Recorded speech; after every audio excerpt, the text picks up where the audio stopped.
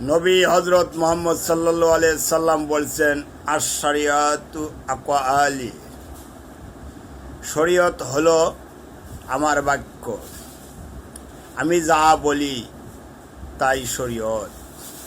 শরীয়ত বলা হয় ইসলামের জীবন বিধানকে, এবং আলমে নাসুদ বা জগতের সাধারণ পরিচিত ধর্ম।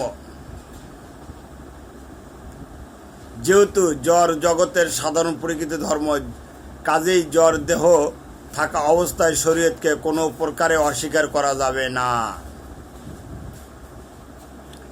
শরীয়ত উচিত অনুচিত মাপকাঠি নির্ণয় করে শরীয়ত শব্দটি শরা শব্দ হইতে উদ্ভিদ। শরা শব্দ অর্থের আইন, বিধান, পথ, ঢাকনা, এবং শরা শব্দের শের হইতে অক্ষরটি তাহুদের ইশারা জ্ঞান বিধয় শরীয়ত হলো তাহুদের ঢাকনা বা আল্লাহর বিধান। শরীয়ত মানব জীবনের কর্তব্য, অকর্তব্যের সুস্পষ্ট নির্দেশ দান করে।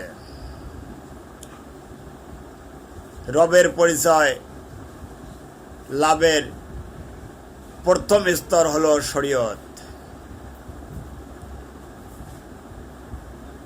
মানুষ আল্লাহর